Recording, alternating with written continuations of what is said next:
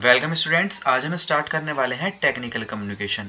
Technical communication के इस subject में आज हम यूनिट 1 आपके लिए लेके आए हैं। यूनिट 1 में जितने भी इंपॉर्टेंट टॉपिक हैं वो सारे आपको इस वीडियो में कवर हो जाएंगे। ठीक है, आपके लिए मैंने बहुत ईजी लैंग्वेज में यहाँ पे नोट्स बताए हैं और छोटे छोटे डायग्राम की मदद से आपको अच्छी एक्सप्लेनेशन में कर सकूँ, इसके लिए मैंने यहाँ पे डायग्राम भी थोड़े थोड़े लगाए हैं। ठीक है, तो इस वीडियो को देखने के बाद आपका कोई भी डाउट नहीं रहेगा। मैंने सारे जो इंपॉर्टेंट टॉपिक हैं वो यहाँ पे आपके लिए कवर करा दिए हैं। एक बार देख लेते हैं क्या क्या टॉपिक हम इसमें पढ़ने वाले हैं। सबसे पहले हम कम्युनिकेशन को देखेंगे, फिर टेक्निकल कम्युनिकेशन को देखेंगे, फिर जनरल कम्युनिकेशन को देखेंगे। ठीक है, रीडिंग कॉम्प्रिहेंशन को देखेंगे, यहाँ पे डाउनवर्ड कम्युनिकेशन को देखेंगे, अपवर्ड कम्युनिकेशन को देखेंगे, हॉरिजॉन्टल कम्युनिकेशन को और कम्युनिकेशन बैरियर्स को। ये बहुत सिंपल टॉपिक है। ठीक है, आपको एक बार में ही ज्यादा से ज्यादा समझ आ जाएंगे। ठीक है, इसमें दिक्कत क्या होती है, बच्चे हेडिंग हेडिंग याद करके जाते हैं और वहाँ पे हेडिंग ही भूल जाते हैं मेनली। तो यहाँ पे मैंने हर चीज को बहुत सिंपल वे में समझाया है, जिससे कि आप अपनी लैंग्वेज में भी एग्जामिनेशन में बना के लिख पाएंगे। ठीक है, मुझे पता है कि आप एग्जामिनेशन से एक दिन पहले या 2 दिन पहले इस वीडियो को देख रहे होंगे। ठीक है, तो बिल्कुल विश्वास कीजिए, इसमें आपके यूनिट 1 के जितने भी टॉपिक हैं बहुत अच्छे से एक्सप्लेन हुए हैं। आइए स्टार्ट करते हैं। सबसे पहला ही टॉपिक हमारा निकल के आता है कम्युनिकेशन। देखिए, कम्युनिकेशन को आपको पता होगा कम्युनिकेशन क्या होता है, जिसमें हम क्या करते हैं, शेयर करते हैं अपनी इन्फॉर्मेशन को और आइडिया को किसी दूसरे से। ठीक है, यहाँ पे एक लड़का खड़ा है, ये इससे अपनी बात कह रहा है या इन्फॉर्मेशन को शेयर कर रहा है। ठीक है, अपने आइडियाज को शेयर कर रहा है। तो ये जो हमारा इन दोनों के बीच प्रोसेस हो रहा है इन्फॉर्मेशन शेयरिंग का, यही प्रोसेस हमारा कम्युनिकेशन कहलाता है। इसमें क्या क्या होता है कि it's can be spoken, written और यूज्ड बॉडी लैंग्वेज। जो हमारा कम्युनिकेशन हो सकता है वो रिटन में हो सकता है, ये इसको लिखित में लिख के दे सकता है। ठीक है, तो वो भी कम्युनिकेशन माना जाएगा। ठीक है, ये बोल के कम्युनिकेशन कर रहा है इससे, तो ये बोलने वाला कम्युनिकेशन स्पोकन आएगा। ठीक है, और ये अपनी बॉडी लैंग्वेज का यूज करके भी यहाँ पे कम्युनिकेशन कर सकता है। जैसे यहाँ पे ये दोनों बॉडी लैंग्वेज का यूज कर रहे हैं, तो यहाँ पे ये क्या है, ये भी एक कम्युनिकेशन का पार्ट है। ठीक है, आगे हम पढ़ते हैं। We communicate to inform, persuade, entertain और कनेक्ट। हम कम्युनिकेशन को करते क्यों हैं, जिससे कि हम एक जो हमारे पास इंफॉर्मेशन है उसको दूसरे व्यक्ति के साथ भी यहाँ पे शेयर कर सकें। वो हम फोन से भी कर सकते हैं, ठीक है, वीडियो कॉल से भी कर सकते हैं, किसी भी चीज से कर सकते हैं। और कम्युनिकेशन एक दूसरे से कनेक्ट करने में भी हमारी मदद करता है। हम एक दूसरे से कनेक्ट कर पाते हैं कम्युनिकेशन से, अपने विचार अपने आइडियाज को दूसरे को शेयर कर पाते हैं। ठीक है, एंटरटेन में भी कम्युनिकेशन हमको मदद करता है। ठीक है, उसके बाद क्या आता है नेक्स्ट, इसके 10 मेन पॉइंट्स देख लेते हैं। 10 मेन पॉइंट्स इसके ऐसे हैं। इन 10 मेन पॉइंट्स को पढ़ने के बाद आपका कम्युनिकेशन का हर डाउट क्लियर हो जाएगा। ठीक है, इसको बहुत अच्छे से पढ़ेंगे हम।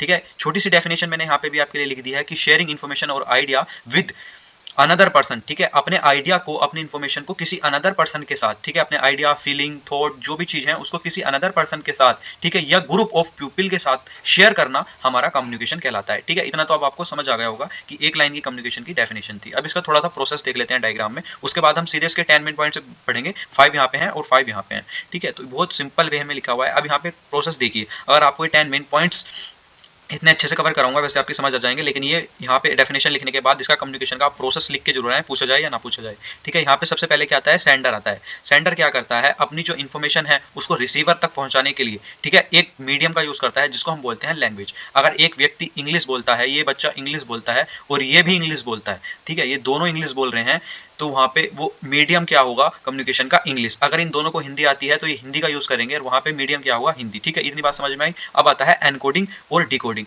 ठीक है, एनकोडिंग और डिकोडिंग क्या होता है, जब सेंडर रिसीवर को कोई भी मैसेज भेजता है तो वो एनकोडिंग का यूज करता है। एनकोडिंग मतलब वहाँ पे वो चीजों को अच्छे से लिख कर देता है, ठीक है, जिससे कि वो रिसीवर ही पढ़ पाए। ठीक है, एनकोड करता है सेंडर और डिकोड करता है हमारा रिसीवर। ठीक है, ये मैं इसको आपको और अच्छे से एक्सप्लेन कर दूंगा, आप वीडियो देख लेना मेरी प्रोसेस ऑफ कम्युनिकेशन वाली में। ठीक है, वहां पे मैंने हर पॉइंट को इसके बीच में एक्सप्लेन किया हुआ है। ठीक है, तो यहाँ पे सिंपल आपको इतना समझ लेना है कि एनकोडिंग को यूज करता है सेंडर और डिकोडिंग को यूज करता है हमारा रिसीवर। उसके बाद रिसीवर हमारा फीडबैक देता है किसको, सेंडर को। ठीक है, रिसीवर सेंडर को फीडबैक भेजता है।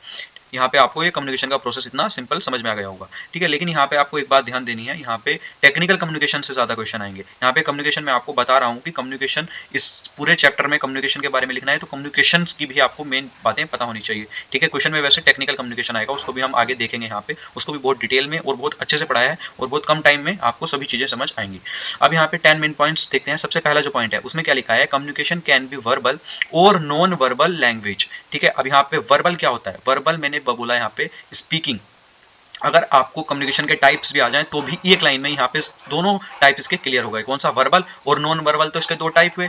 वर्बल कौन सा होता है, जो भी आप बोलकर बातचीत करते हैं, जैसे हम बोलकर बातचीत कर रहे हैं तो वो हमारा वर्बल कम्युनिकेशन होगा, ठीक है। और नॉन वर्बल क्या कम्युनिकेशन होता है, जिसमें हम अपनी बॉडी लैंग्वेज का यूज करते हैं और फेशियल एक्सप्रेशन का यूज करते हैं, तो वो हमारा नॉन वर्बल कम्युनिकेशन होता है, ठीक है। तो यहाँ पे आपके दोनों इसमें टाइप्स भी क्लियर हो गए और एक पॉइंट भी आपको मेन पता चला। यहाँ पे नेक्स्ट पॉइंट हम देखते हैं। नेक्स्ट पॉइंट है it's can B one way और टू वे।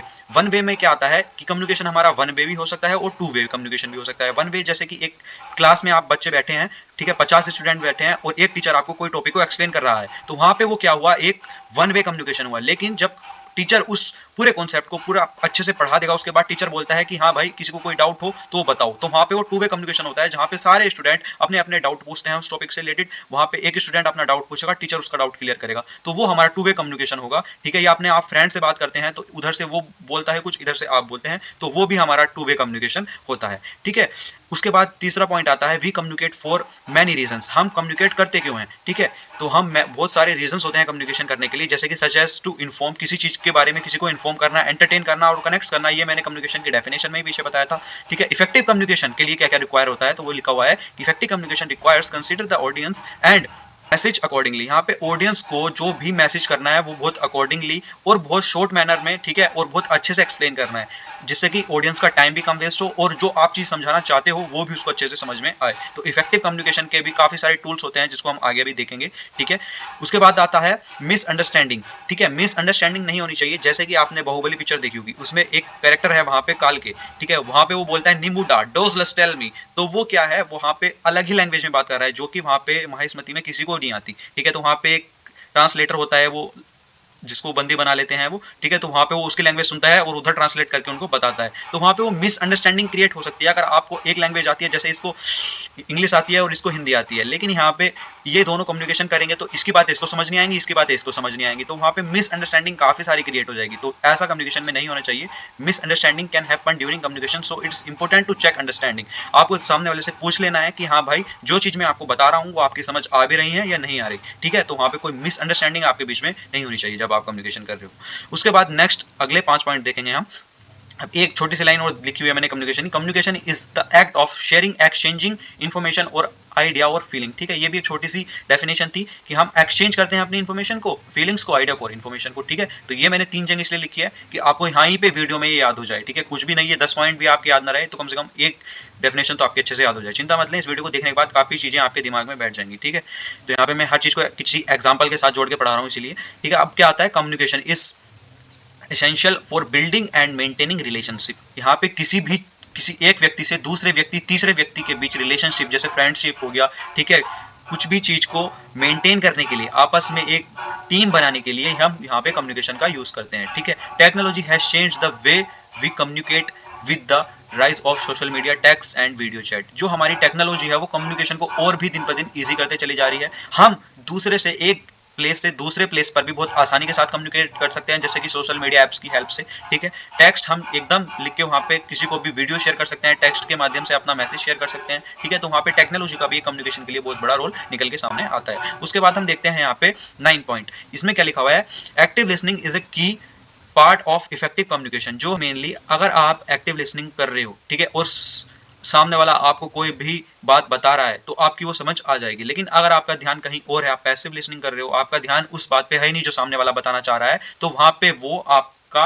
इफेक्टिव कम्युनिकेशन नहीं होगा। इफेक्टिव कम्युनिकेशन के लिए मेन जो की है वो सामने वाले को एक्टिव लिसनर भी होना चाहिए, ठीक है। उसके बाद एक पॉइंट छूट गया कि strong communication skill are important for success in both personal and professional life. अपनी पर्सनल लाइफ में एंड अपनी प्रोफेशनल लाइफ में भी हमें स्ट्रॉन्ग कम्युनिकेशन स्किल्स की जरूरत होती है, ठीक है। जब तक आपकी कम्युनिकेशन स्किल्स अच्छी नहीं होंगी तो आपको सक्सेस पाने में दिक्कत होगी, ठीक है। आप किसी ना किसी लैंग्वेज में एक्सपर्ट होने ही चाहिए, जिससे कि आप अपने थॉट दूसरे को अच्छे से एक्सप्लेन कर पाएं। उसके बाद communication is on going process that require effort and practice. तो यहाँ पे कम्युनिकेशन क्या है, एक ऑन गोइंग प्रोसेस होता है, ठीक है, जिसमें आप अपने एफर्ट को डालते रहते हैं और अपनी प्रैक्टिस से अपने कम्युनिकेशन स्किल्स को इंप्रूव करते रहते हैं। तो यहाँ पे मेनली मैंने 10 मेन पॉइंट्स को बहुत अच्छे से एक्सप्लेन कर दिया है, आपकी समझ यहाँ पे आ गया होगा। अब हम नेक्स्ट स्लाइड पे चलते हैं। अब आते हैं यहाँ पे हम टेक्निकल कम्युनिकेशन। इस क्वेश्चन को बिल्कुल भी आपको एग्जाम में स्किप नहीं करना, ठीक है। अब यहाँ पे टेक्निकल कम्युनिकेशन क्या होता है, ठीक है, उसको हम बहुत अच्छे से समझेंगे।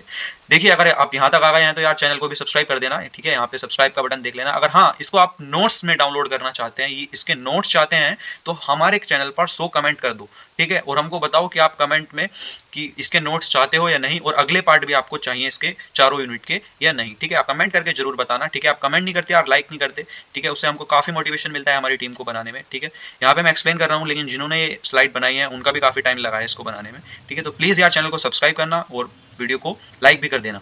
अब हम टेक्निकल कम्युनिकेशन की तरफ बढ़ते हैं बिना टाइम वेस्ट किए। तो टेक्निकल कम्युनिकेशन सिंपली होता क्या है, अब तो स्टूडेंट्स अब हम देखेंगे technical communication. Technical communication mainly क्या होता है, इस डेफिनेशन को आपको पढ़ के सारा टेक्निकल कम्युनिकेशन अभी समझ आ जाएगा टेक्निकल कम्युनिकेशन है क्या। तो आइए डेफिनेशन पढ़ते हैं। Technical communication is the art, ठीक है, ऑफ एक्सप्लेनिंग कॉम्प्लेक्स और स्पेशलाइज्ड इंफॉर्मेशन, ठीक है। अब यहाँ पे सिंपल आपको ध्यान रखना है, क्या बोला मैंने, एक्सप्लेन कॉम्प्लेक्स और स्पेशलाइज्ड इंफॉर्मेशन। एक कॉम्प्लेक्स प्रॉब्लम होती है और एक स्पेशलाइज्ड मतलब कोई स्पेशल प्रॉब्लम होती है, ठीक है। Information in a clear, conscious and easy to understand way. हम किसी भी कॉम्प्लेक्स प्रॉब्लम को या कोई भी स्पेशलाइज्ड इंफॉर्मेशन को किसी भी क्लियर और इजी टू अंडरस्टैंड वे में जब एक्सप्लेन करते हैं यहाँ पे, तो वही हमारा प्रोसेस कम्युनिकेशन, टेक्निकल कम्युनिकेशन कहलाता है, ठीक है। अब और पढ़ते हैं इसको कि इट्स लैगिंग समथिंग कॉम्प्लिकेटेड। बहुत ध्यान से सुनना इस लाइन को। यहाँ पे जो भी समथिंग बहुत कोई कॉम्प्लिकेटेड चीज है उसको हम क्या करते हैं, breaking it down into smaller, ठीक है। और वहां पे smaller pieces that anyone can understand, और उन स्मॉलर पीसेस को हर कोई आसानी से अंडरस्टैंड कर पाता है। तो यहाँ पे कोई भी हवाबाजी नहीं है, सिंपल 2-3 चीज आपको ध्यान में रखनी है। यहाँ पे कॉम्प्लेक्स प्रॉब्लम है या फिर स्पेशलाइज्ड इंफॉर्मेशन है, उसको हमने क्या किया, बहुत ही क्लियर वे में और इजी टू अंडरस्टैंड में जब एक्सप्लेन किया, तो वो हमारा कम्युनिकेशन टेक्निकल कम्युनिकेशन कहलाया, जिसमें हमने यहाँ पे कॉम्प्लिकेटेड इन्फॉर्मेशन को यहाँ पे स्मॉलर पार्ट में डिवाइड किया, ठीक है, जिससे कि स्मॉलर पीसेस से हर कोई अंडरस्टैंड उसको कर पाए। देखिए, इसके रियल वर्ल्ड एग्जांपल हम देखते हैं तो इसको और अच्छे से समझ में आएगा। जैसे कि एक software company creates a user manual that explain how to use their products, ठीक है। जैसे कि एक कोई कंपनी होती है, ठीक है, जैसे आपने एक नया फोन कभी ना कभी खरीदा होगा, ठीक है, तो उसके साथ एक मैनुअल आया होगा, ठीक है, कि कैसे हम इसको यूज करें। वैसे उसको कोई पढ़ता नहीं है, आपको पहले ही चलाना होता है, तो वहाँ पे हर कंपनी एक मैनुअल भेजती है हर डिवाइस के साथ कि कैसे इसको यूज करना है। तो वो मैनुअल ही हमारा एक टेक्निकल कम्युनिकेशन की तरह होता है, जैसे मैंने रिटर्न में बताया था, रिटर्न कम्युनिकेशन होता है। तो वैसे ही टेक्निकल जो कंपनी होती है, आपकी सॉफ्टवेयर कंपनी होती है, वो आपसे बात कर रही होती है किसके, उस मैनुअल के द्वारा, ठीक है, कि कैसे उसके प्रोडक्ट को यूज करना है, ठीक है। तो वहाँ पे उसने अपनी जो प्रॉब्लम थी, जो आपको चीजें नहीं चलानी आ रही थी, वो भी वहां पे उस मैनुअल में लिखी होंगी कि इसको हम कैसे यूज कर सकते हैं। उसके बाद ऐसे ही doctor writes a prescription for a patient that include clear instruction on how to take medicine, कि कब किस टाइम पर पेशेंट को अपनी मेडिसिन को लेना है, वहां पे डॉक्टर उसको एक मैनुअल लिख के देता है, ठीक है। तो वही चीज हमारी टेक्निकल कम्युनिकेशन के अंदर आती है, ठीक है। उसके बाद क्योंकि अगर हमने किसी भी पेशेंट को कोई भी गलत टाइम पे कोई दवाई लेने के लिए बोल दिया, उसकी चीजें ध्यान नहीं रही, तो वहां पे वो बहुत ही ज्यादा मिसअंडरस्टैंडिंग क्रिएट कर सकता है, उससे उसकी तबीयत भी खराब हो सकती है। तो वहाँ पे क्लियर वे में, ठीक है, क्लियर और इजी टू अंडरस्टैंड वे में वहाँ पे वो लिख के देता है उसको पूरे अच्छे के तरीके से, जिससे कि वो मेडिसिन टाइम पर ले। उसके बाद साइंटिस्ट, ऐसे ही scientist give a presentation at a conference to explain their latest research findings, ठीक है। जो भी उसने लेटेस्ट रिसर्च करके कुछ चीज फाइंड की है, वहां पे उसको प्रेजेंट करने के लिए भी वो टेक्निकल कम्युनिकेशन का यूज करता है, ठीक है। अभी हम आगे टेक्निकल कम्युनिकेशन के फीचर्स को जानेंगे, ठीक है। इसके फीचर में क्या क्या आता है। Features of technical communication: clarity of consciousness, audience focus, accuracy and completeness, structure and organisation, use of visual, ठीक है, यूज ऑफ विजुअल। तो यहाँ पे आपको दो चीजों का बहुत अच्छे से ध्यान रखना है, ठीक है। फीचर्स में इन पांचों हेडिंग को आपको एग्जामिनेशन के लिए तैयार कर लेना है, क्योंकि ये हेडिंग ही आपको पूरा एग्जामिनेशन में फीचर्स को याद रखने में मदद करेंगी, ठीक है। यूज ऑफ विजुअल, इसी हेडिंग से आपको हर एक चीज समझ में आ रही है। विजुअल क्या होते हैं, जैसे कि such as diagram, chart and image can be powerful tool to support explanation and enhance understanding. ये क्या होते हैं, एक पावरफुल टूल होते हैं, ठीक है। विजुअल आइकन जैसे कि डायग्राम, चार्ट, इमेज, इनसे आपको ज्यादा अच्छे से समझने में किसी भी टॉपिक को मदद मिलती है। जो powerful tool to support explanation, ठीक है, एंड इनहेंस अंडरस्टैंडिंग। तो यहाँ पे विजुअल आपकी समझ आ गया होगा, ठीक है। इससे अच्छा क्या एक्सप्लेनेशन होगा। कि डायग्राम, चार्ट और इमेजेस का जहाँ पे हम यूज़ करते हैं, ठीक है, इन सभी पावरफुल टूल का जहाँ भी हम यूज़ करते हैं किसके लिए, इन्हेंस करने के लिए अपनी अंडरस्टैंडिंग को, तो वो हमारा फीचर्स के अंदर आता है टेक्निकल कम्युनिकेशन के, ठीक है। उसके बाद structure and organisation. Structure and organisation में आपको क्या देखना है कि communication, technical communication often follows a logical structure and organization to guide the reader to listener through the information effectively. अब यहाँ पे क्या कर रहा है, किसी भी लॉजिक के द्वारा, ठीक है, लॉजिकल स्ट्रक्चर लाता है या फिर organisation to guide the reader और लिसनर। जहाँ पे भी टेक्निकल कम्युनिकेशन होता है वो एक लॉजिकल स्ट्रक्चर हर चीज का क्रिएट करके चलते हैं, ठीक है। ऑर्गेनाइजेशन क्या बनाती है, गाइड करती है किसी भी रीडर को या लिसनर को, जिससे कि वो उनकी इन्फॉर्मेशन को इफेक्टिवली पढ़ पाए, ठीक है। ऐसा नहीं होता कि आपने कोई भी स्ट्रक्चर देखा हो किसी भी ऑर्गेनाइजेशन का, ठीक है, कोई भी चीज वो मैनुअल में देती है तो वहाँ पे वो यूजर को पूरी तरह गाइड करती है कि हमारा सॉफ्टवेयर या हमारी कोई भी प्रोडक्ट आपको किस तरह यूज करके चलना है, ठीक है। तो वहाँ पे वो उसको गाइड करती है ऑर्गेनाइजेशन। उसके बाद एक्यूरेसी एंड कंप्लीटनेस, ये सबसे मेन पार्ट है। एक्यूरेसी, एक्यूरेसी का मतलब क्या आता है, अब सामने निकल के, एक्यूरेसी एंड कंप्लीटनेस कि एंश्योर इन्फॉर्मेशन इज फैक्चुअल, मतलब बिल्कुल सही हो, एक्यूरेट हो, and complete in to avoid misunderstanding और सेफ्टी हैजर्ड्स, ठीक है। तो यहाँ पे हमने मेनली क्या चीज़ों का ध्यान रखा, यहाँ पे हम एक्यूरेट हर चीज़ को रखते हैं, इन्फॉर्मेशन को एक्यूरेट रखते हैं, जिससे कि हमारी जो मिसअंडरस्टैंडिंग होती है वो अवॉइड हो सके, ठीक है, और हमारी सेफ्टी भी बरकरार रहे, ठीक है। उसके बाद आता है ऑडियंस फोकस। ऑडियंस फोकस भी इंपॉर्टेंट होता है, जैसे कि technical communication tailor their message to the specific need and knowledge level to their audience, ठीक है। जैसे कि आपकी ऑडियंस का नॉलेज लेवल है वहीं से आगे वो स्टार्ट करें, ये नहीं कि बिल्कुल हवा में ही बात हो रही है, आपकी ऑडियंस को कुछ भी घंटा समझ नहीं आ रहा, ठीक है। तो ऐसा बिल्कुल नहीं होना चाहिए, जो भी आपकी ऑडियंस का लेवल है वहीं से हम ऊपर की तरफ बढ़ेंगे। ऐसा नहीं कि हमारा लेवल यहाँ है, ठीक है, और हम बात कर रहे हैं डायरेक्ट यहाँ की और बीच का हमने कुछ बताया ही नहीं, तो ऑडियंस से हवा ही जा रहा है, ऊपर से निकल के जा रहा है, ठीक है, जैसा हमारी क्लासेस में होता है। तो वैसा नहीं होना चाहिए, ठीक है। ऑडियंस का हमारे जो लेवल होता है वो भी हमको जान लेना चाहिए और वहीं से चीज़ों को ऊपर की तरफ एक्सप्लेन करता हुआ हमने चलना चाहिए, जैसे कि उसके बाद क्लियरिटी एंड कॉन्सियसनेस, यहाँ पे ये पॉइंट भी इंपॉर्टेंट है, ये आपको पहले ही मैंने एक्सप्लेन किया था अभी, कि जो भी हमारी चीज़ें हैं, कॉम्प्लेक्स इन्फॉर्मेशन है इनटू, वे क्या होनी चाहिए, clear and easy to understand way में होनी चाहिए, ठीक है, जिससे कि यहाँ पे unnecessary jargon and overly technical language का हमको यूज़ नहीं करना है, ठीक है। अब सिंपल आपको दो बातों का भी और ध्यान रखना है, ठीक है। ओवरली टेक्निकल लैंग्वेज, यहाँ पे टेक्निकल, ओवरली टेक्निकल लैंग्वेज से मतलब ये है कि आपने दुनिया भर की जो डायग्राम्स का यूज कर दिया जिनकी कोई जरूरत नहीं थी, ठीक है, अननेसेसरी जॉर्डन आपने क्रिएट किए वहाँ पे, ठीक है, दुनिया भर की फालतू की चीजें क्रिएट कर दी कि यहाँ पे भी एक फोटो ऐसा लगा रखा है भाई, यहाँ पे भी लगा दिया कि अच्छा लगेगा, यहाँ पे भी लगा दिया, यहाँ पे भी लगा दिया, ठीक है। तो ये अननेसेसरी जॉर्डन है, यहाँ पे आपकी ऑडियंस भटक जाएगी, यहाँ पे एक टाइम पर एक जगह पे फोकस ऑडियंस नहीं कर पाएगी, तो वहाँ पे वो सब चीजें आपको नहीं करनी, ओवर किसी भी चीज को नहीं करना, कॉम्प्लिकेटेड नहीं करना, बिल्कुल सिंपल रखना है, ठीक है। तो अब इन सब की पांचों की एक सिंपल आप ट्रिक बना सकते हो। ट्रिक कैसे बनेगी कि इसका CAASU हमने ऐसे करके इसको ले लिया कि CAASU, ठीक है। तो हमको इन्हीं 5 अक्षरों से ये पूरी हेडिंग याद रहेगी कि CAASU, ठीक है। इसको अपनी कॉपी पे लिख लो और यहाँ पे इनसे पूरी हेडिंग याद करने की आप कोशिश करो, आपकी याद हो जाएगी। आप दो बार इनको CAASU, ठीक है, clarity and consciousness, audience focus, accuracy and completeness, structure and organisation, use of visual, ठीक है। तो यहाँ पे इन सब चीजों से आपकी और भी जल्दी से हर चीज याद होगी, ठीक है। आप शुरू का अक्षर इसका ले सकते हो, ठीक है, और इसको 2 बार लिख के देख लो, मैं 100% कह सकता हूँ कि आपको एग्जामिनेशन में पूरी हेडिंग याद रहेगी, ठीक है। उसके बाद देखते हैं टेक्निकल कम्युनिकेशन का पर्पस क्या होता है, वो सिंपल वे में आपको मैं एक्सप्लेन कर दूंगा। यहाँ पे पर्पस क्या होता है, पर्पस, ठीक है, पर्पस होता है इसका instruction on how to use a product और सर्विस, जैसे कि मैंने बताया था कि हम किसी भी सर्विस और प्रोडक्ट को कैसे यूज कर सकते हैं उसके बारे में हमको इंस्ट्रक्शन देता है ये टेक्निकल कम्युनिकेशन, ठीक है, इसका ये पर्पस होता है। उसके बाद क्या पर्पस बताया है कि एक्सप्लेनेशन ऑफ साइंटिफिक कॉन्सेप्ट और प्रोसीजर, ठीक है, जो भी साइंटिफिक प्रोसीजर होते हैं या कॉन्सेप्ट होते हैं उसको एक्सप्लेन करता है। रिपोर्ट ऑन रिसर्च फाइंडिंग, जैसे कि यहाँ पे एक साइंटिस्ट ने हमको एक एग्जांपल यहाँ पे मिला था कि उसने एक रिसर्च करके एक रिपोर्ट तैयार की थी जिसको उसने प्रेजेंट किया था, तो वहीं पे रिसर्च के माध्यम से जो भी वो रिपोर्ट तैयार करता है वो सब इसका पर्पस होता है, ठीक है, कि वो काफी सारी अच्छी बिल्कुल एक पॉइंट उसने जो रिसर्च किया है उससे रिलेटेड यहाँ पे बात कर पाए, ठीक है। उसके बाद डॉक्यूमेंटेशन फॉर सॉफ्टवेयर और हार्डवेयर, ठीक है।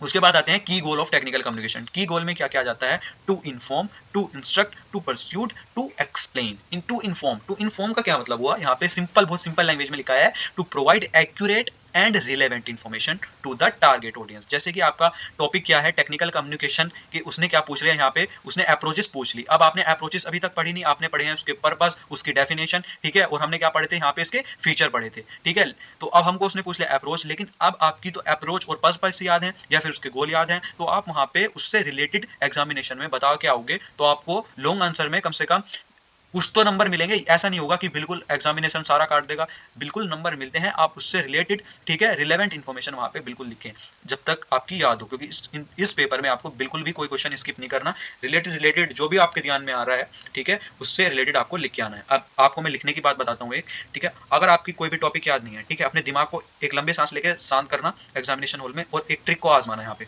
ट्रिक क्या है कि हर चीज को विजुअलाइज करो, जैसे कोई भी टॉपिक आपको दिया है, ठीक है, उसको विजुअलाइज करना स्टार्ट कर दो। जैसे कि यहाँ पे उसने पर्पस पूछ लिया टेक्निकल कम्युनिकेशन का, ठीक है, आपको पर्पस तो पता ही नहीं, लेकिन वहां पे आप अपनी विजुअलाइजेशन से कि टेक्निकल कम्युनिकेशन क्या होता था, हम इससे क्या क्या कर सकते थे, ठीक है, क्या कर सकते थे कि हम कोई भी जो हमको प्रोडक्ट होता था, सर्विस होता था, उसको इंस्ट्रक्शन दे पाते थे, ठीक है, एक टेक्निकल कम्युनिकेशन वही हमारा इसका पर्पस होता था। तो ऐसे ऐसे करके आप विजुअलाइज करके चीजों को बहुत अच्छे से एक्सप्लेन कर पाओगे, ठीक है, विजुअलाइजेशन वाली टेक्निक बहुत एग्जामिनेशन में काम आती है, बना के लिखने में किसी भी टॉपिक को, ठीक है। उसके बाद हम देखते हैं टू इंस्ट्रक्ट। इंस्ट्रक्ट से क्या मतलब है, किसी भी चीज को पढ़ना या फिर सिखाना, ठीक है, सिखाने से क्या मतलब है कि to guide the audience, audience को गाइड करना थ्रू ए प्रोसेस और task in a clear and step by step manner. किसी भी चीज के बारे में अपनी ऑडियंस को सिखाना, स्टेप बाय स्टेप करके एक चीज से दूसरी चीज पर ले जाना, वही हमारा क्या है, एक की गोल है, ठीक है। अपना गोल होता है कि हमारी ऑडियंस भटके नहीं, ठीक है, वो उसको हमको सिखाना पड़ता है किसी भी नए सॉफ्टवेयर को जब हम लॉन्च करते हैं कि हम स्टेप बाय स्टेप इस प्रोसेस से इस प्रोसेस तक ऐसे पहुंच सकते हैं, ठीक है, इस टास्क को ऐसे एग्जीक्यूट कर सकते हैं।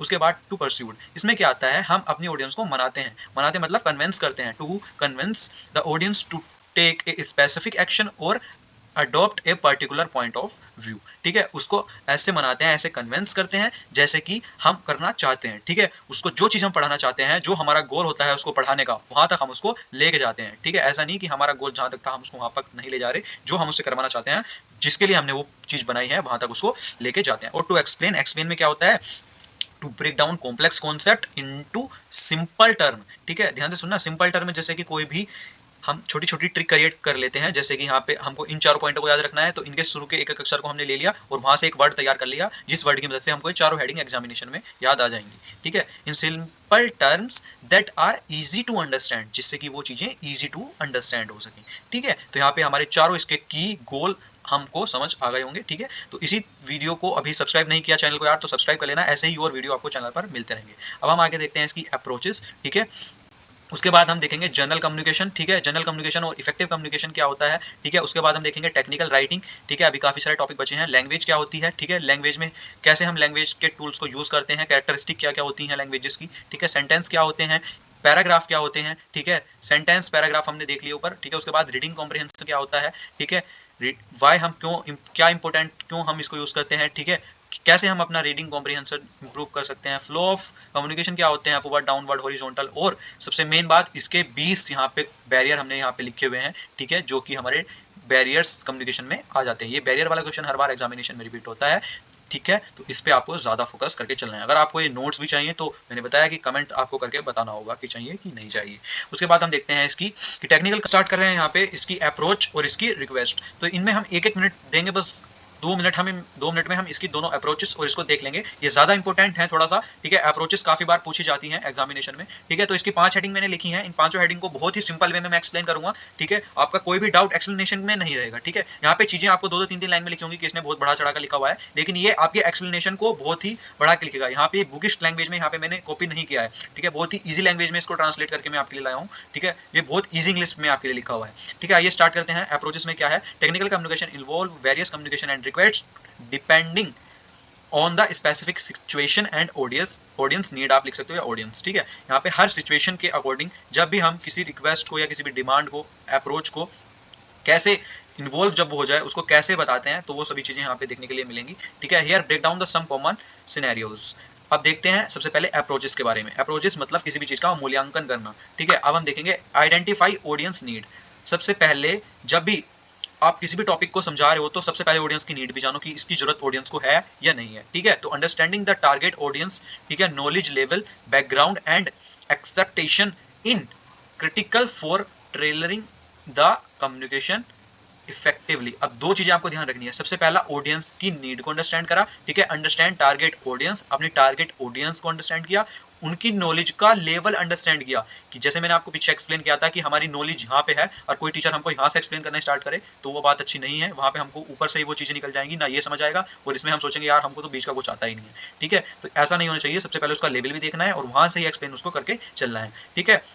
और यहाँ पे नेक्स्ट पॉइंट लिखा है स्ट्रक्चरिंग इन्फॉर्मेशन लॉजिकली, ये पॉइंट पहले भी आया है, ठीक है। तो इसको आपने क्या करना है कि यहाँ पे लॉजिकली हर चीज को, हर इन्फॉर्मेशन को लेके आना है। Organising the content in a clear and logical sequence, ठीक है। हर चीज को लॉजिकल सीक्वेंस में रखना है। जैसे कि मैं अप्रोचेस पे पूछूं, पहले मैंने इसकी डेफिनेशन बताई थी और उसके प्रोसेस बताए थे, ठीक है, पर्पस बताया था, ठीक है। तो उससे भी पहले मैंने कम्युनिकेशन की डेफिनेशन बताई थी। तो वहां पे मैंने कई सारी चीजें बताने के बाद, ठीक है, अब यहाँ पे क्या लिखा हुआ है,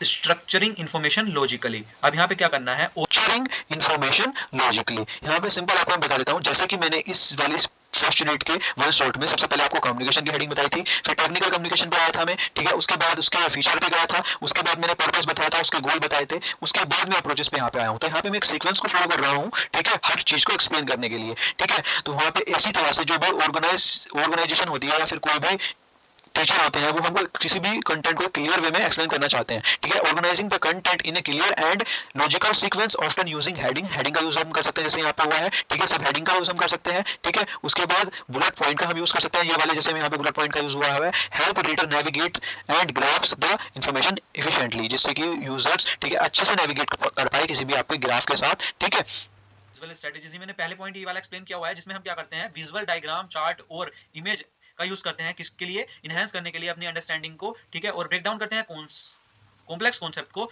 बहुत सिंपल वे में, ठीक है। यहाँ पे हम बहुत सारी टेक्निक्स का यूज कर सकते हैं किसी भी कॉम्प्लेक्स प्रॉब्लम को अच्छे से समझने के लिए, ठीक है। उसके बाद आता है maintaining A clear and conscious style. एक यहाँ पे स्टाइल को मेंटेन कर सकते हैं, जैसे कि आपको दिख रहा होगा कि यहाँ पे एक हेडिंग के लिए मैंने अलग स्टाइल लिया है, फॉन्ट साइज लिया है, ठीक है। इसका स्टाइल यहाँ पे लिखने वाला अलग है, तो ये हम यहाँ पे यूज कर सकते हैं, जिससे कि यूजर को इजीली विजिबल हो, उसको यूजर अच्छे से रीड भी कर पाए, ठीक है।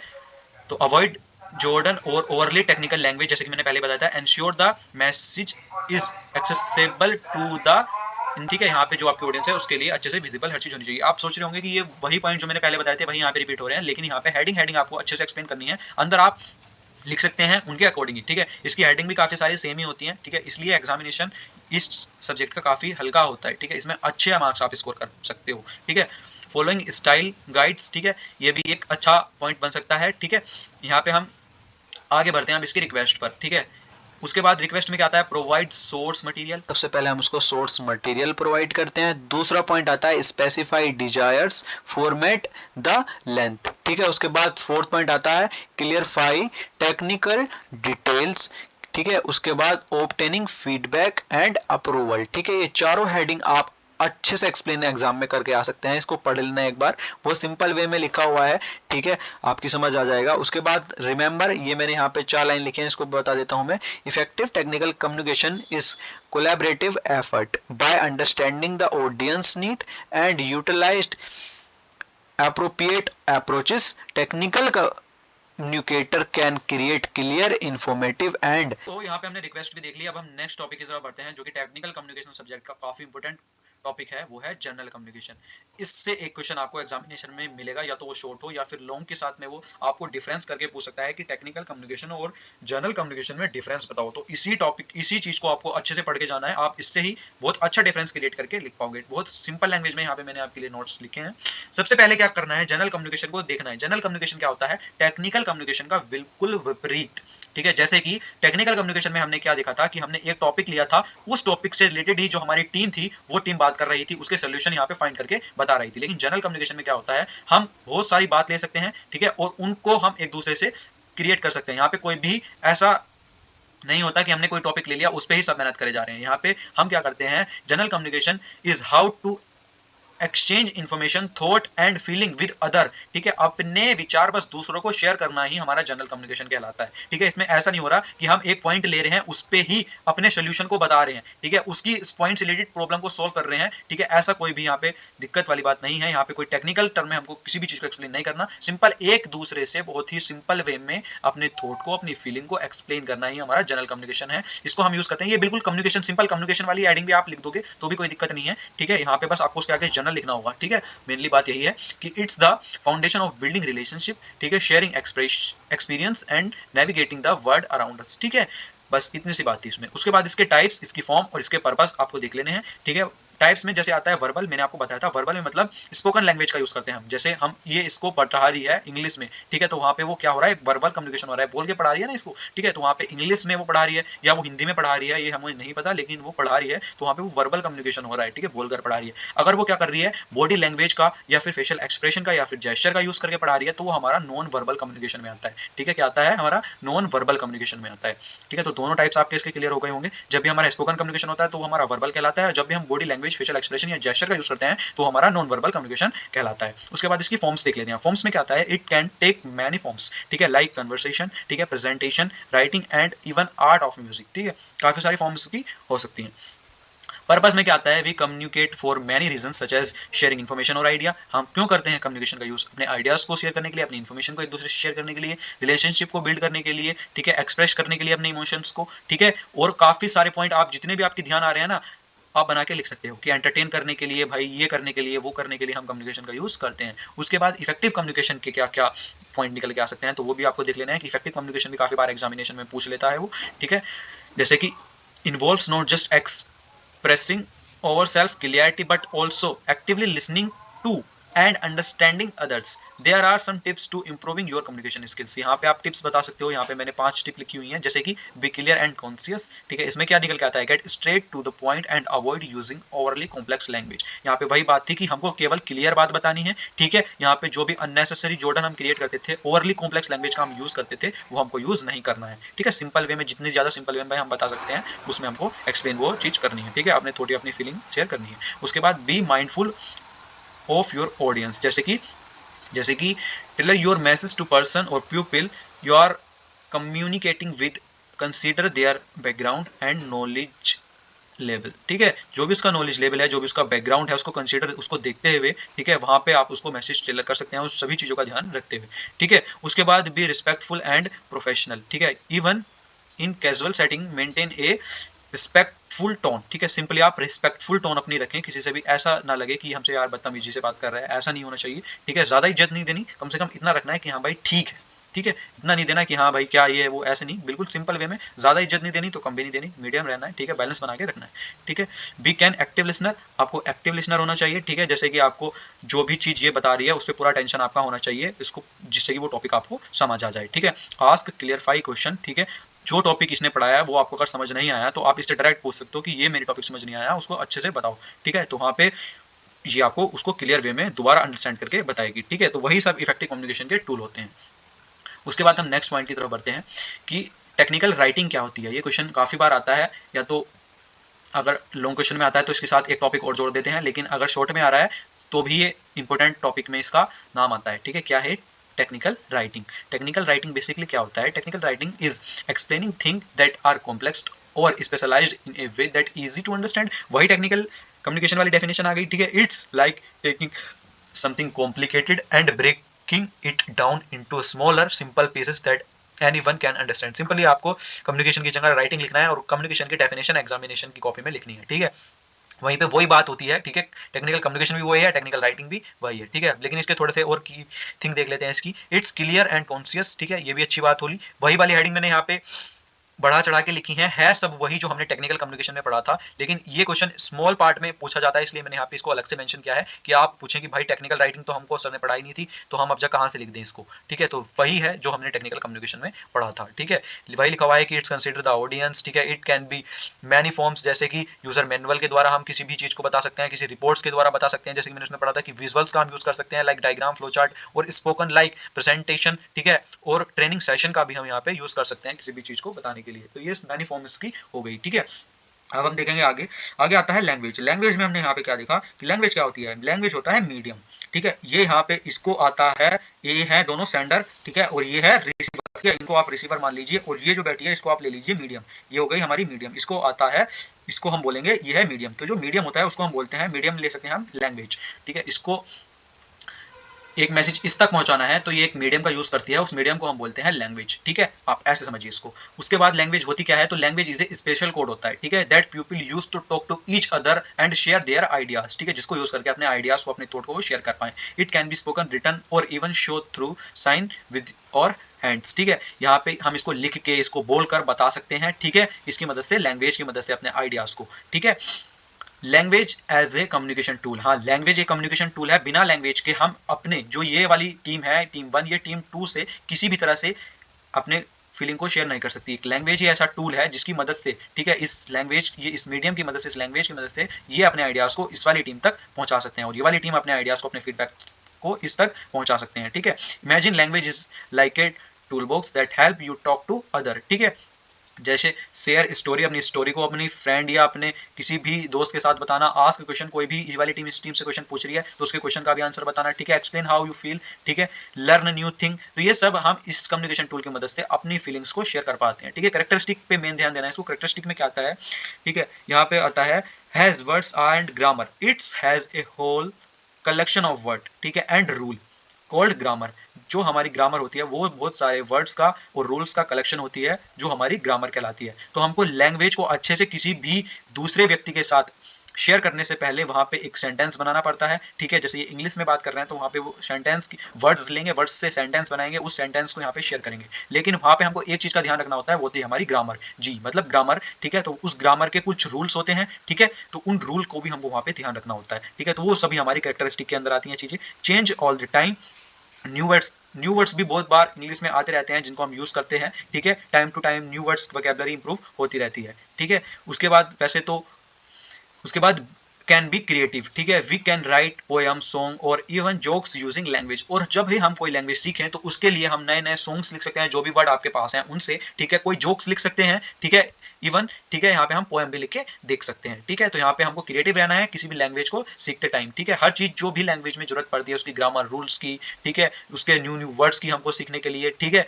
और क्या के लिए, हर चीज को क्रिएटिवली कर पाने के लिए हम इसका यूज करते हैं। उसके बाद हम देखते हैं सेंटेंस क्या होते हैं। अब सेंटेंस आपको सिंपल क्या होगा, जब भी हम कई सारे वर्ड्स को एक साथ लेके आते हैं तो हमारा एक सेंटेंस बनता है। ठीक है, वही यहाँ पे लिखा हुआ है कि a sentence is a group of word that express A complete thought और आइडिया। जो भी हमारा सेंटेंस होता है वो एक कंप्लीट आइडिया और थॉट को एक्सप्रेस करता है। ठीक है, it's like a mini building block that help you create meaning in a language, जो कि हमारे लिए एक लैंग्वेज का मीनिंग क्रिएट करके देता है। अब हम एक सेंटेंस को बनाने के लिए किस किस चीज का यूज करते हैं, ठीक है, देखिए सब्जेक्ट, वर्ब और ऑब्जेक्ट का हम यूज करते हैं किसी भी सेंटेंस को बनाने के लिए। अगर आप ग्रामर रूल में जाएंगे, ठीक है, वहीं यहाँ पे लिखा हुआ है लाइक सब्जेक्ट, वर्ब और ऑब्जेक्ट। यहाँ पे हम इन तीनों चीजों का यूज करते हैं। ठीक है, लाइक जैसे the cat sat on the mat. ठीक है, ये एक सेंटेंस है। ठीक है, और यहाँ पे हम वर्ड्स का यूज कर रहे थे, मीनिंग होना चाहिए और प्रोनाउंसिएशन भी उसका सही होना चाहिए और उसके एंड में एक फुल स्टॉप भी लगाते थे या क्वेश्चन मार्क, ठीक है, या एक्सक्लेमेशन मार्क लगाते थे। ठीक है, जैसा भी हमारा सेंटेंस हो उसके अकॉर्डिंग। ठीक है, अब देखते हैं ग्राफ। ग्राफ में क्या आता है, graph is a group of sentence. जो भी यहाँ पे हमने लिखा हुआ है ये सारा यहाँ से यहाँ तक ग्राफ है। ठीक है, अब ये क्या है, ग्रुप ऑफ सेंटेंस है। बहुत सारे सेंटेंस आ रहे हैं, एक सेंटेंस यहाँ से लेके यहाँ तक आया, इस फुल स्टॉप तक, एक यहाँ से लेके यहाँ तक आ रहा है। ठीक है, एक यहाँ से लेके यहाँ तक, इसमें 3 सेंटेंस यूज हो रहे हैं। तो यहाँ पे ये इनका जो ग्राफ, सेंटेंस का जो कलेक्शन होता है, ठीक है, वही हमारा ग्राफ कहलाता है। ठीक है, सिंपली आप ऐसे लिख सकते हो इसको।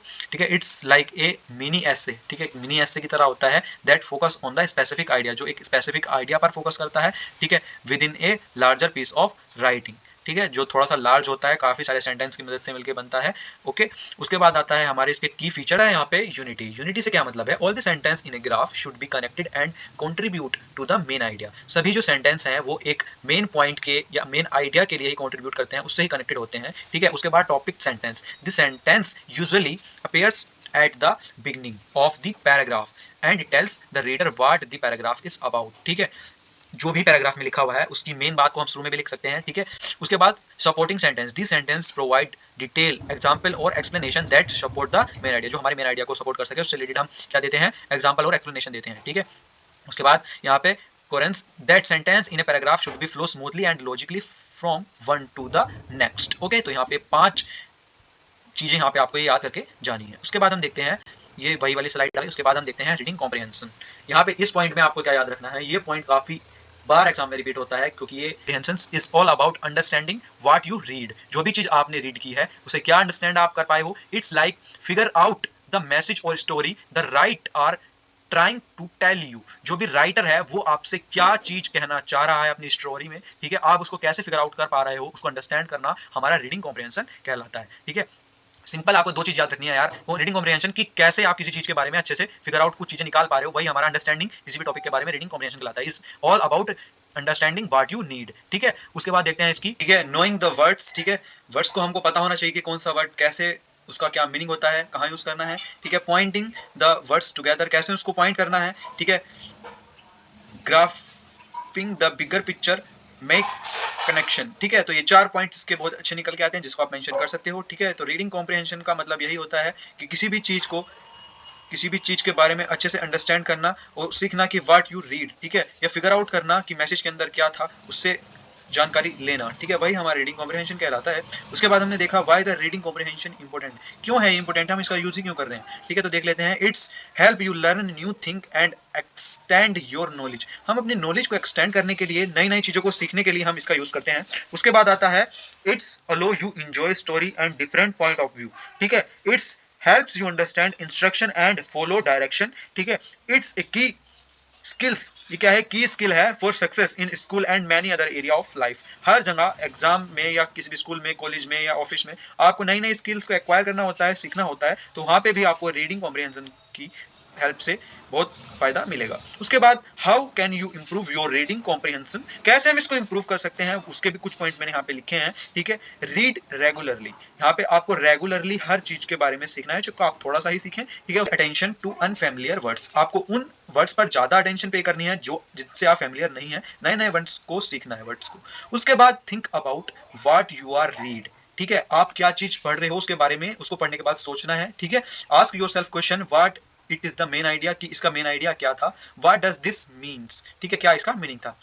Discuss what you are read, आप अपने फ्रेंड से, अपनी फैमिली से, अपने टीचर से, ठीक है, आप डिस्कस कर सकते हो कि आपने क्या लर्न किया, ठीक है, ठीक है। अपना इंटरेस्ट को फाउंड कर सकते हो, आप अपना इंटरेस्ट निकाल सकते हो, ठीक है। उसके बाद आता है कि reading comprehension is skill that take time, जो हमारी टाइम के साथ इंप्रूव होगी, टाइम लेगी, दैट प्रैक्टिस टू डेवलप, अपनी प्रैक्टिस से हम इसको डेवलप कर सकते हैं। But you by using these tip and keeping up your reading you can become a confident and effective reader. इन सारी टिप्स जो मैंने यहाँ पे आपको बताई हैं ये, ठीक है, इन टिप्स की मदद से आप अपनी जो रीडिंग स्पीड है या अपना कॉन्फिडेंट है या इफेक्टिव रीडर आप बन सकते हो, ठीक है। इसमें सिंपली इतनी सी बात थी, ठीक है। ये 4 लाइन अच्छे से एग्जाम के लिए याद कर लेना, ठीक है। इसके मेन पॉइंट यही 4 लाइन है और इसकी डेफिनेशन सिंपल सी, इतने से ही आप काफी सारा अपनी लैंग्वेज में भी और बना के लिख पाओगे, ठीक है। उसके बाद आता है टेक्निकल कम्युनिकेशन के फ्लो चार्ट। भाई ये क्वेश्चन सबसे इजी एंड सबसे इंपॉर्टेंट है। इसमें क्या होता है, ठीक है, communication can flow in various direction, communication हर जगह पर वेरियस डायरेक्शन में हो सकता है, जैसे कि within a group organization like a school, work place और इवन ए स्पोर्ट टीम, ठीक है।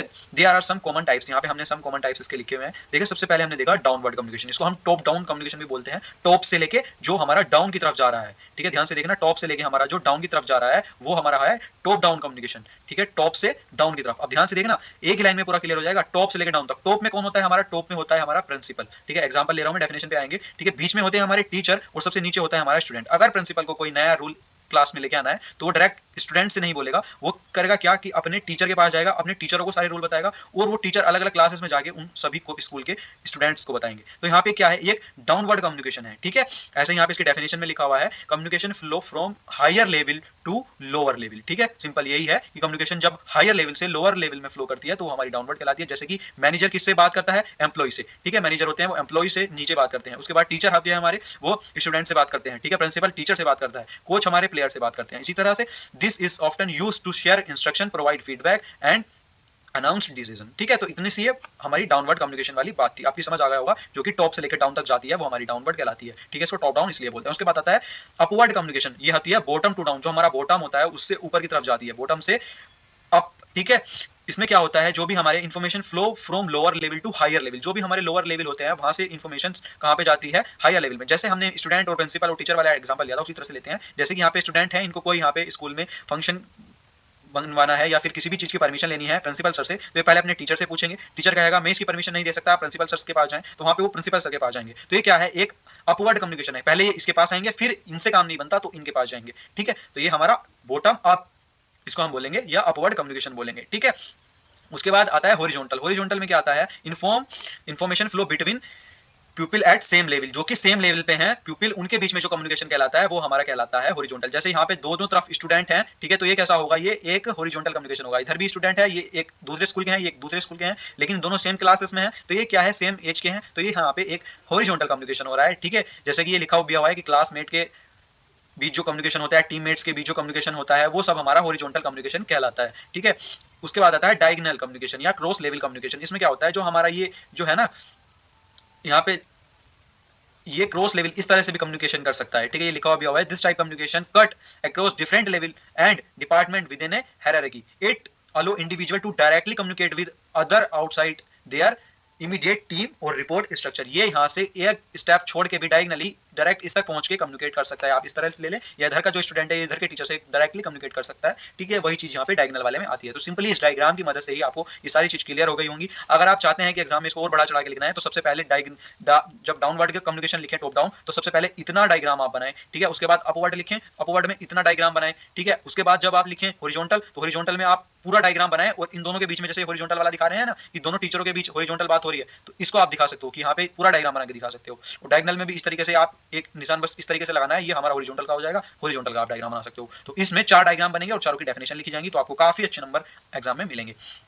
उसके बाद लास्ट टॉपिक है यार ये, तो चैनल को अभी सब्सक्राइब शेयर एंड लाइक कर दो, इस वीडियो को लाइक नहीं किया तो, और शेयर भी कर देना अपने फ्रेंड्स के साथ, ठीक है। तो अब हम लास्ट टॉपिक देखेंगे, और ये इतना इंपॉर्टेंट है, ये काफी बार रिपीट हो चुका है पिछली भी एग्जाम में, बैरियर्स, ठीक है। Technical communication, effective communication is like smooth journey but some time we encounter road blocks their hire understanding, these road blocks are called barrier, ठीक है, ऑफ कम्युनिकेशन। बैरियर क्या होते हैं? बैरियर होते हैं जैसे कि आई कांटेक्ट नहीं कर रहे आप मेंटेन, ठीक है, आप जो बात बता रहे हो उसके पीछे बहुत सारी नॉइज हो रही है, ठीक है, आप बहुत ज्यादा डिस्टेंस से बात कर रहे हो, यही यहाँ पे इन्वायरमेंटल, जैसे कि यहाँ पे आप सिंपल समझने की बातें, रटने की बातें नहीं है, आप हेडिंग देख लेना एग्जाम टाइम तक, ठीक है, आप डिस्क्रिप्शन में बता देना, मैं नोट्स भी प्रोवाइड करा दूंगा आपको बिल्कुल फ्री, ठीक है। यहाँ पे इन्वायरमेंटल कैसे हो सकते हैं बैरियर्स? जैसे कि नॉइज हो रही हो, आप बोल रहे हो उसके पीछे आपको बहुत सारी नॉइज की आवाज आ रही हो, तो वहाँ पे वो भी क्या है, एक बैरियर है, ठीक है, आपको हर चीज को अंडरस्टैंड करने में आपको बहुत मेहनत करनी पड़ेगी, ठीक है, क्योंकि नॉइज आ रही है तो आप डिस्ट्रैक्ट होंगे। उसके बाद आता है डिस्टेंस, आप बहुत दूर से बात कर रहे हो कि एक बंदा यहाँ पे खड़ा है और एक बंदा यहाँ पे खड़ा है, ठीक है, इसकी आवाज पहुंच पा रही है बस यहाँ तक ही, तो वो क्या होगा भाई, यहाँ तक नहीं पहुंच पा रही, तो वो एक क्या होगा, बैरियर क्रिएट करेगा, यहाँ पे